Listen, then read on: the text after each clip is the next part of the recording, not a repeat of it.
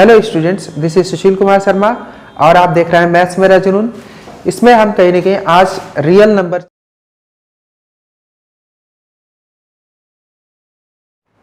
हम एक्सरसाइज 1.3 के question number 1, 2 को करने वाले हैं। क्वेश्चन नंबर 1 को समझने के लिए बहुत सारी चीज़ें पहले से होनी चाहिए। वो क्या क्या चीज़ें आपको पहले से नॉलेज होनी चाहिए, उस चीज़ के बारे में हम डिस्कस करते हैं। सबसे पहले आपको जो नॉलेज होना चाहिए वो क्या कि अगर 12 स्क्वायर है उसको 144 कह सकते हैं, उसका फैक्टर करेंगे तो ये कुछ आएगा, और 12 है उसका फैक्टर करेंगे तो ऐसा कुछ आएगा।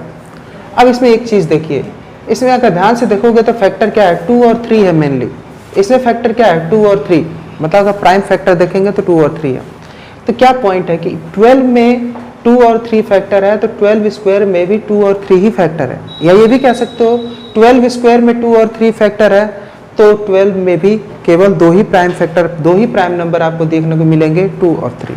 उसी तरीके से अगर मैं ये कह सकता हूँ कि 2 इज फैक्टर ऑफ 12 स्क्वायर, यानी 2 अगर 12 स्क्वायर का फैक्टर है तो ऑब्वियसली वो 2 12 में भी होगा। क्यों? क्योंकि कहीं ना कहीं 12 में जो चीज़ एक बार होगी 12 स्क्वायर में 2 बार होगी, क्योंकि स्क्वायर में पेयरिंग बस होती है, और क्या होता है।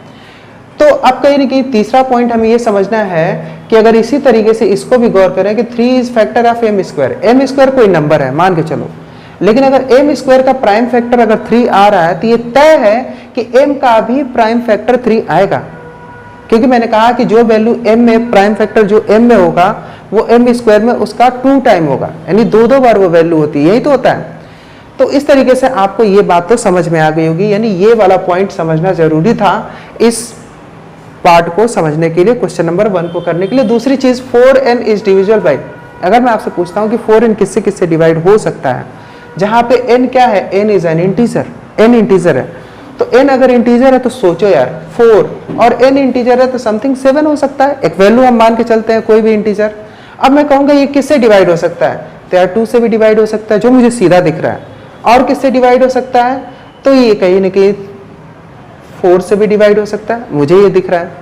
तो कहने का मतलब कि अगर यार ये अगर कोई ना कोई इंटीजर है तो जो वैल्यू मुझे सामने दिख रही है एटलीस्ट उस वैल्यू से तो ये डिवाइड हो ही जाएगा, ये बात मुझे समझ में आती है। अगर मैं 2n कहता हूं तो 2n में तुम्हें सीधी बात समझ में आना चाहिए। अगर मैं कहूं कि ये कहीं ना कहीं एक इंटीजर है तो तुम्हें ये सीधा बात समझ में आना चाहिए कि इज डिविजिबल बाई, ये वैल्यू इज डिविजिबल बाई 2, ये सीधा हम कह सकते हैं अगर n एक इंटीजर है तो। इंटीजर नहीं है तो नहीं हो पाएगा, ठीक है। तो ये बात आपको समझ में आ गई होगी। अब हम क्वेश्चन पे बढ़ेंगे और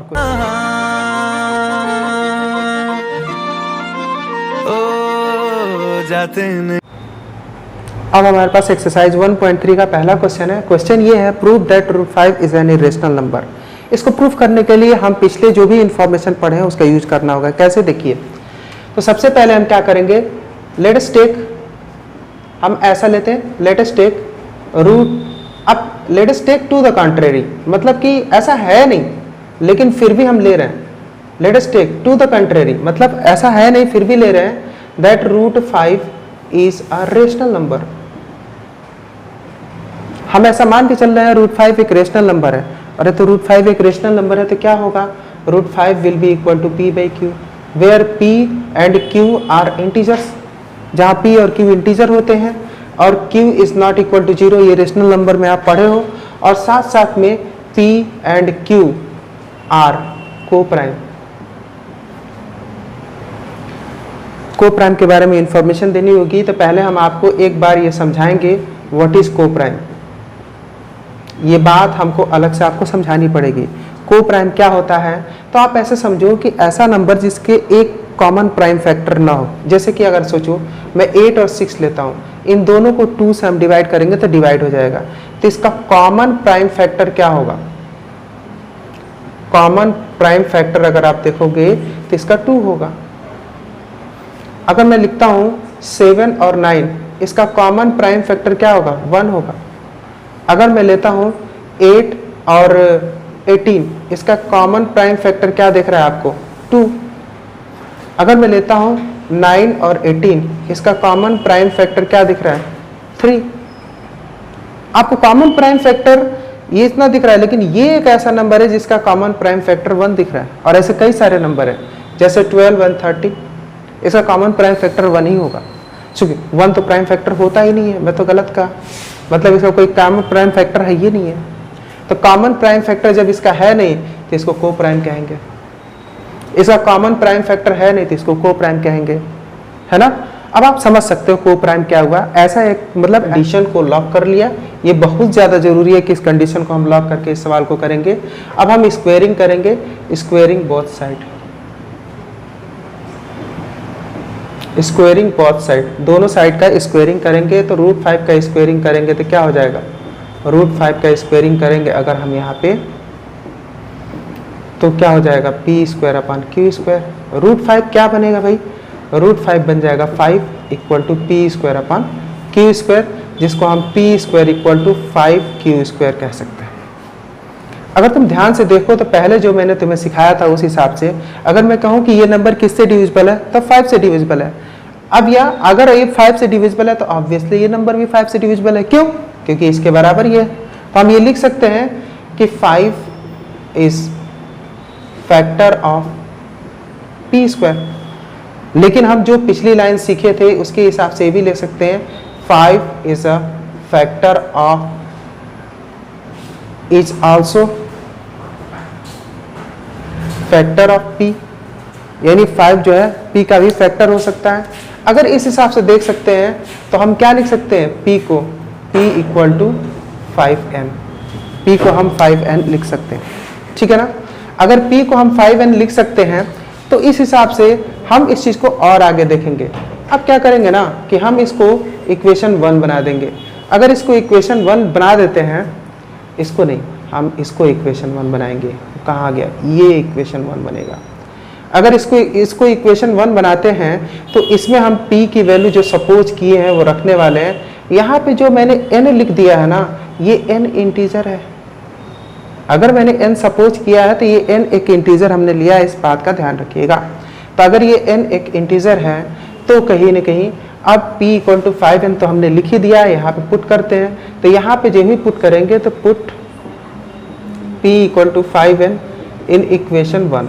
इक्वेशन 1 में जब भी पुट करेंगे तो क्या होगा, 5n का whole square and 5q², that is 25n² = 5q²। So 5n² = q²। After dividing you are getting this value। तो इसको कहीं ना कहीं ध्यान से फिर से देखोगे तो आप इसे कह सकते हो ना कि ये 5 से डिविजिबल है। अब यार इसके बराबर जब ये है तो ये भी 5 से डिविजिबल है, तो हम कह सकते हैं कि 5 is prime factor of q²। सो ये बात भी कह सकते हैं 5 is also factor of q, 5q का भी फैक्टर हो गया। अब यार ये दो पॉइंट देखो, एक पॉइंट ये तुम्हें देखना है, एक पॉइंट ये देखना है। जो मैंने लाइन लिखी है क्या लिखा है, 5 is factor of p, 5 is factor of q। हमने दो बातें कह दी है कि 5p और q दोनों का फैक्टर है, और 5p और q दोनों का फैक्टर हो गया तो इस हिसाब से p और q को प्राइम नहीं है। So p and q are having 5 as factor. भाई इसका तो 5 फैक्टर हो गया है ना। So p and q are not coprime, यानी ये को प्राइम नहीं है। और p और q को प्राइम नहीं है तो कहीं ना कहीं हमारा जो अजम्पशन है वो रॉन्ग है, हमारा अजम्पशन है रॉन्ग है। So our assumption, so this contradiction is due to wrong assumption। यानी जो हमने assumption लिया वही गलत था, इसीलिए contradiction आया।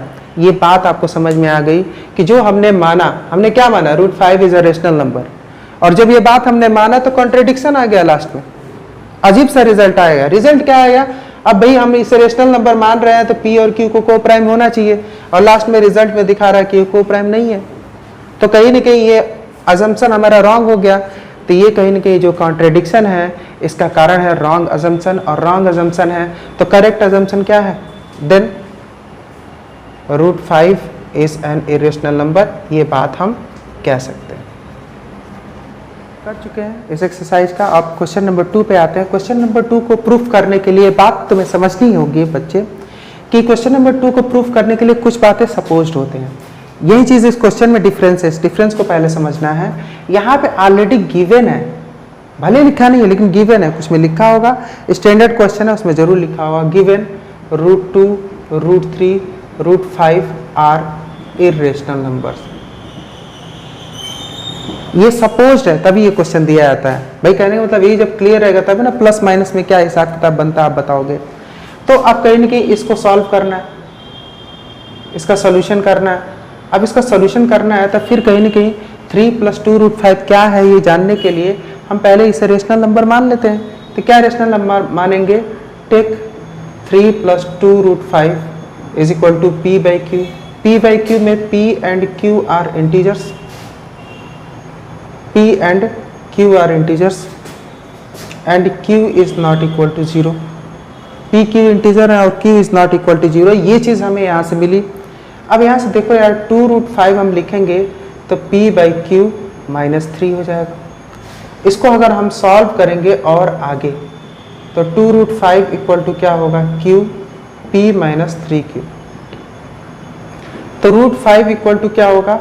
p - 3q अपॉन 2q, ऐसा आ गया। अब मैंने तुम्हें बताया पहले से ही देखो p और q इंटीजर है दिया हुआ है और मैंने ये बताया कि यार p q अगर इंटीजर है तो एक बात समझना, अगर ये इंटीजर है तो इसका प्लस यानी एडिशन, सब्ट्रैक्शन करो यानी घटाव करो, मल्टीप्लिकेशन करो या डिवीजन करो, हर केस में this will give a rational number. यानी कहने का मतलब है कि यहाँ पर तो एक बात कह सकते हैं कि p - 3q upon 2q is a rational number. ये तो रेशनल नंबर है भाई, ये बात पक्की हो गई कि ये रेशनल नंबर है। अगर ये बात पक्की हो गई कि ये रेशनल नंबर है, इसका मतलब √5 इज अ रेशनल नंबर, इसका मतलब ये भी रेशनल नंबर है। But fact is that √5 is irrational. ये भैया इर्रेशनल होता है, फैक्ट तो ये है। And this contradiction is due to a wrong assumption। यानी हमने जो माना था वही गलत है। हमने माना क्या था? हमने माना था कि 3 + 2 √5 p/q है, यानी एक रेशनल नंबर है। हमने ये माना था कि 3 + √2 √5 = p/q वेयर p/q ये क्या है? रेशनल नंबर की ही तो रिप्रेजेंटेशन है। तो हमने शुरू में यही माना था कि 3 + 2 √5 इज अ रेशनल नंबर, ये हमने माना था, जो कि मैंने ये लिखा है, इस चीज को हमने माना था। तो जब इसे रेशनल नंबर माने थे आप और वो चीज़ कहीं ना कहीं कह रहा है कॉन्ट्रडिक्शन आ गया, तो ये बात गलत है। जब ये बात गलत है, सही बात क्या होगी? तो सही बात ये होगी कि 3 + 2 √5 इज एन इर्रेशनल नंबर। आप समझ चुके होंगे कि जब मैंने माना कि ये रेशनल नंबर है और ये बात गलत है, ये प्रूफ हो गया, तो भाई सही बात क्या होगा कि ये इर्रेशनल नंबर है। तो इससे आपको ये बात क्वेश्चन नंबर 2 भी क्लियर हो गया होगा। And we will do further, so keep watching.